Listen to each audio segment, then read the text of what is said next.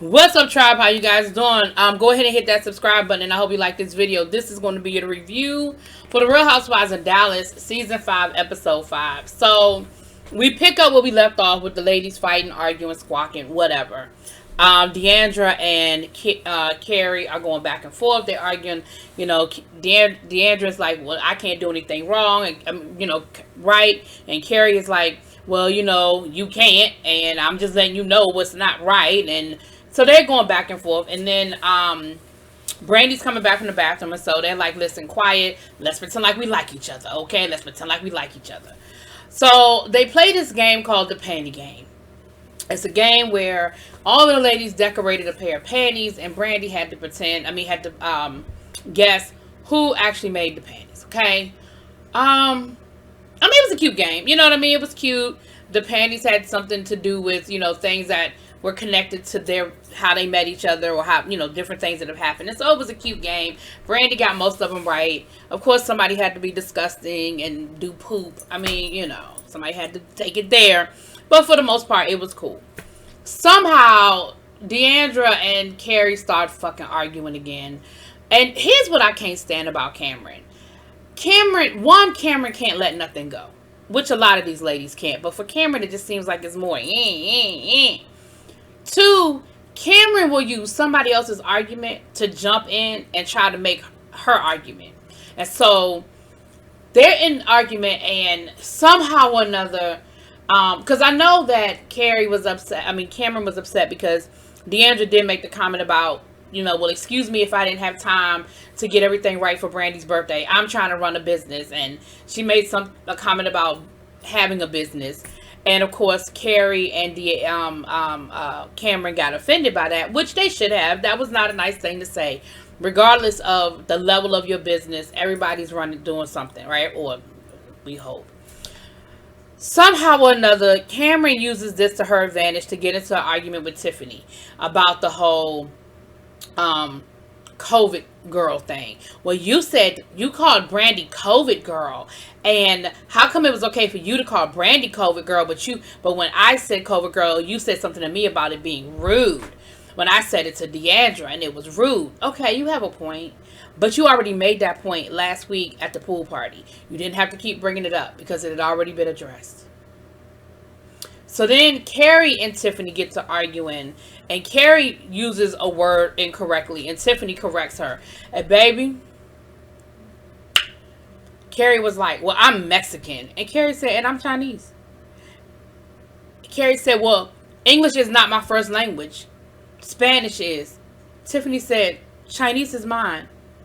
She said, "Let me explain something to you. I don't care whether you Chinese, Japanese, Spanish, whatever. If you say something incorrect, I'm going to tell you it's wrong. And you've been here long enough that you should get it right." Tiffany said, "That stuff might work with the rest of these ladies because they can't correct you. But I can, because we in the same boat. We both immigrants. We both had to learn English. I just learned it correctly." Now, I added that last part. But that's what Tiffany meant. That is what Tiffany meant. And they going back and forth, and Brandy got irritated, and she was just like, enough. She said, "Listen, I can't do this anymore." She said, "I can't live in this toxic place, with everything that's gone on this year, with all that we've been through. We should really be embracing each other, and we should really be coming together rather than tearing each other apart." And I'm just tired. I just can't keep doing this back and forth. And, if this is all y'all gonna do, like, y'all can just, we can end it right here. So Deandra and Tiffany get up and go to the bathroom. And even after all of that arguing, Cameron and Carrie still take the damn mannequin head and go hide it out in the damn vineyard. Now, here's the thing. Do I understand the purpose of that mannequin head? No, I don't. But whatever. So it's whatever. So they come back from the bathroom, and actually it wasn't even, I don't even think Deandra noticed it was gone first. It wasn't even noticed, Tiffany noticed it. So then of course Deandra was like, "Well, where is it? Where is it?" Because they're getting ready to leave to go to the next spot. So the ladies are walking through the vineyard looking for it, and Stephanie finds it, and of course Stephanie was like, I don't even know why I looked for this damn thing. Like I don't even know why I found it. But and Tiffany's got that Christian Dior bag that I love so much. Ooh, it's so cute. Anyway, so they're on the bus and they're headed to their next spot. So they basically end up kind of bar hopping for the rest of the afternoon until they get to the restaurant. So they rented out a bar. They got a bar to themselves because, of course, because of COVID, the bar was closed, but they rented it out for the day. And so the ladies go in and they're taking shots, and they take this pickle shot, which actually is pickle juice and vodka. I've never heard of such a thing. But Deandra said that's sort of like a, Texas thing. It's a Southern thing. Her and Brandy knew about it, and the rest of the ladies did one with them just to, help them do one with it. But they get to, taking shots, and then Brandy gives them dance lessons on, I won't call it a twerk. I'm going to just call it a roll. And I don't know. I ain't going to call it a twerk, though. It was a something. And that sort of brought them together. They're dancing and having a good time, and all that good stuff. And they're just getting really, really drunk. They're just getting drunk. And so at a certain point, Deandra decides that she's going to talk to Carrie and wants to know why is Carrie giving her such a hard time. Oh, let me rewind. I'm sorry. Let me rewind. The other thing that they brought up at the table, Carrie was like, to Deandra, you keep acting like you're the only one that's dealing with something. Like, all of us are dealing with something. And Deandra was like, well, I'm having a really hard week, and I've had a lot going on. And she was like, yeah, but you don't know what I'm dealing with because you don't ever ask me what I'm dealing with. And you don't know what I'm going through because at the end of the day, are you dealing with your because she said, I have children, I have this, I have that. And Deandra was like, girl, your kids are grown. You got one 12-year-old. The rest of your kids are out of the house, and you don't have to. You're not raising them. And she said, well, are you dealing with a daughter that's suicidal? No. And so, of course, for anybody other than Deandra, that would have been a oh shit moment. Like, wait a minute, hold up, let me pause for a second. For anybody else, but not Deandra. Deandra keeps wanting to argue because, of course, now she's mad because she didn't know about it.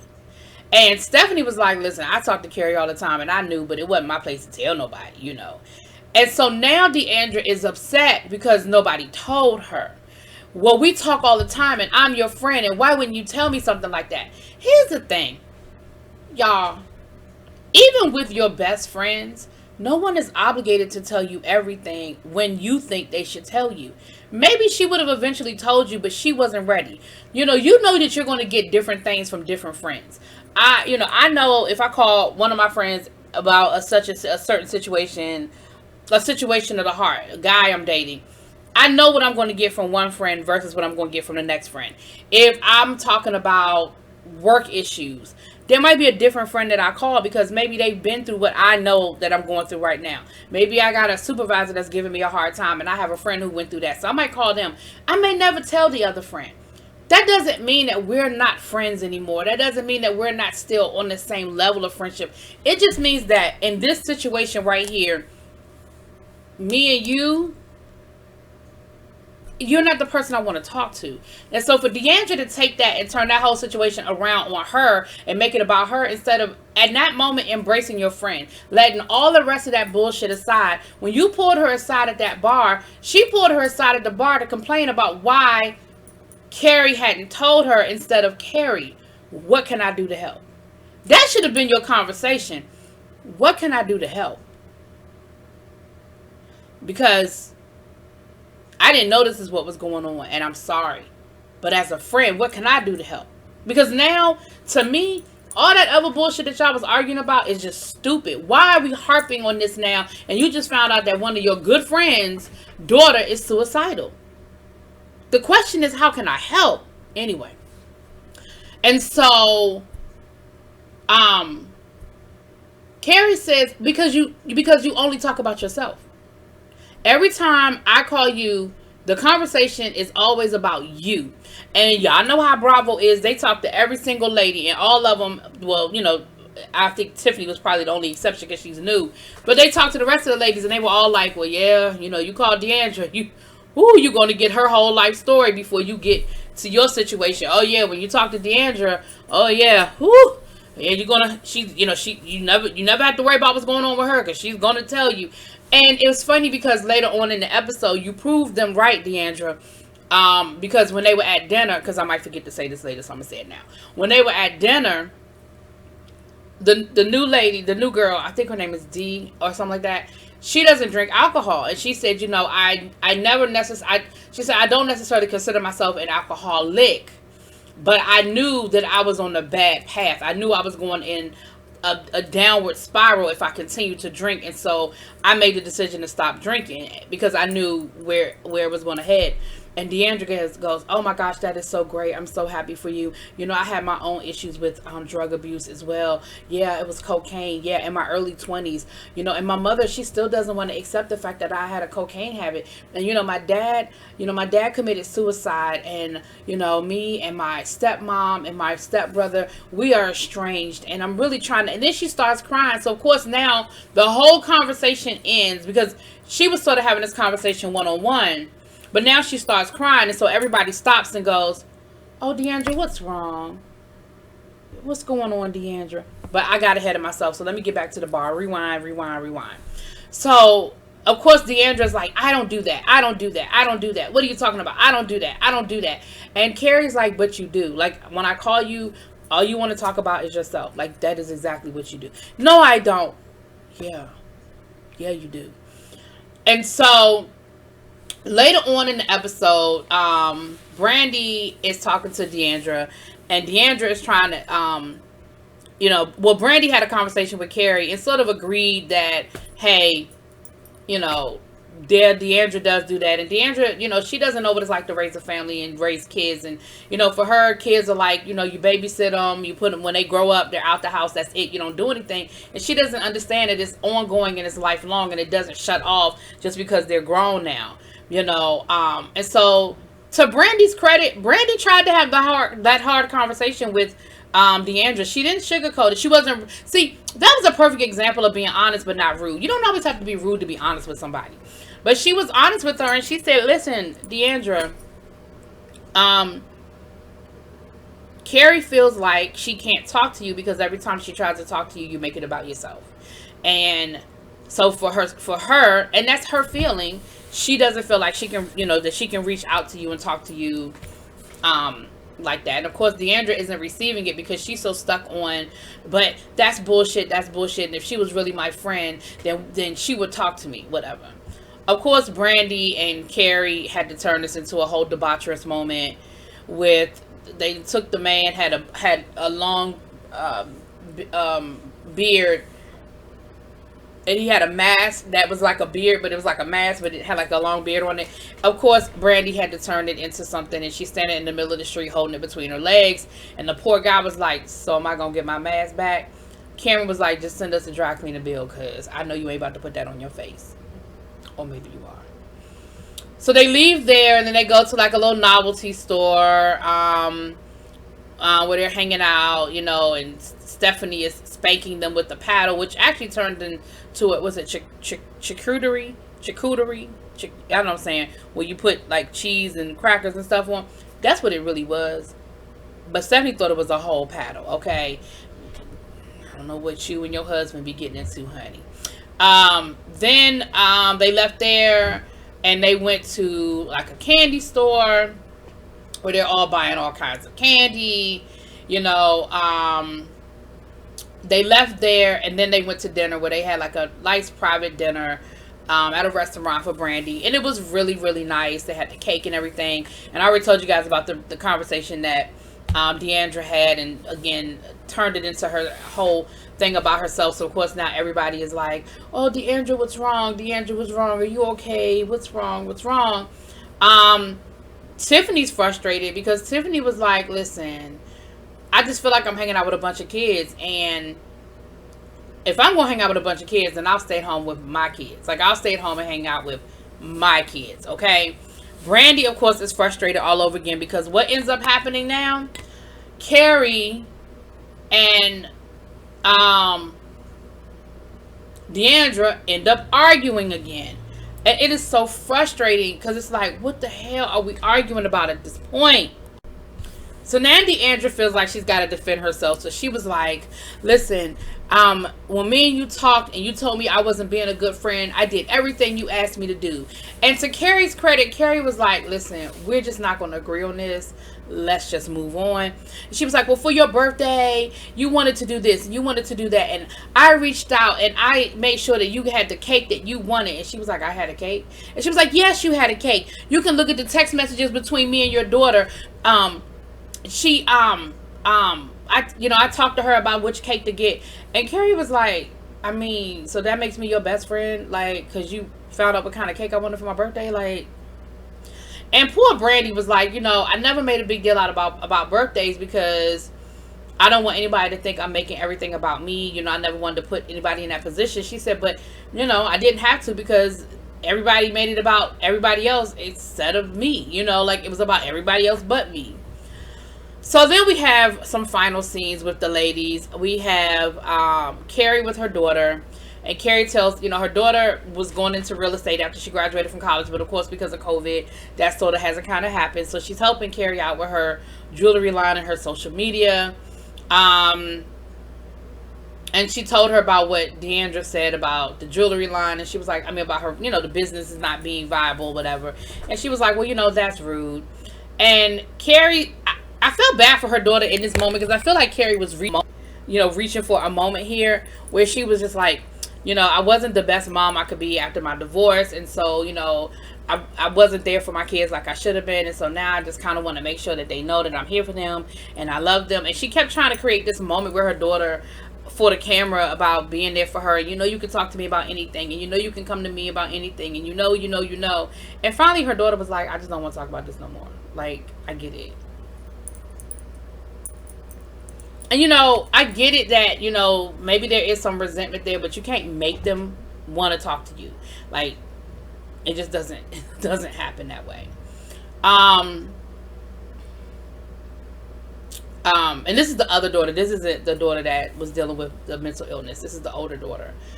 So then we have Tiffany, and this is probably the realest moment I've probably seen on Real Housewives in a long time. Tiffany is really struggling with being a good mom, being a more present mom, and being a doctor. And she says, I feel bad, I feel guilty when I'm not here as a mom. I'm tired all the time. I am exhausted. When my daughter, she said the other day my daughter wanted to ride her bike. And I was like, can we do it another day? And she was like, you never want to play with me. And she was like, it just broke my heart. And her husband was like, but you don't have to work. Basically he was like, I got you. Like, if you want to stay home, stay home. And she said, he was like, if you want to go part-time, go part-time. And she was like, yeah, but what about my parents? And she got, she got really deep about the sacrifices that her parents made for her and everything that her parents did for her. Her parents were big time in China, but they came to the United States so that her and her brother could have a better life. They sort of had to humble themselves and take jobs less than what they were doing in China, making less money, living a harder life. And she said, no matter what I do, it's just never good enough for my parents. And she talked about her dad keeping her up till 1 o'clock in the morning because she couldn't get her homework right, and how not only did she have to do her homework at night, it had to be correct, like, and they weren't allowed to go to bed until everything was correct. And she said, and I don't want to be the kind of mother I don't want to be the type of mother like that to my kids, as far as nothing that they do is good enough. Like, I don't want them to feel like that. She said, but also I also want to push them. It's nothing wrong with pushing them to their abilities, but I don't want them to feel like, okay, if this is the best you can do, then it's okay. She said, and if I were to stop working, she said, I worked my whole life to be a doctor. And so in my mind, to stop working, to not be a doctor, is sort of like I did it all in vain. And everything that my parents did for me would be in vain. And so I just don't know how to reconcile the two. She said, my parents would not understand. Like, they wouldn't understand. They wouldn't be okay with it if I were to say, hey, I need to work. I need to stop working for a minute and raise my kids, because they're going to be like, well, we did both. Why do you have to stop working? You can work and still raise your kids. Like, you don't have to do one or the other. And so She's really struggling with it. You know, that first episode, I wasn't sure how I was gonna feel about Miss Tiffany, but I'm really liking her. I really am. I loved how she checked the hell out of Carrie in that, because you know that was Carrie's line last season. Every time something that she didn't understand or didn't want to understand, the first thing, well, you know, I'm Mexican. I'm Mexican, girl. And every time I see stuff like this go down, all I can say is, Leanne is sitting somewhere watching this, laughing her ass off. Okay. Anyway, y'all let me know what y'all think. Drop it in those comments. Peace.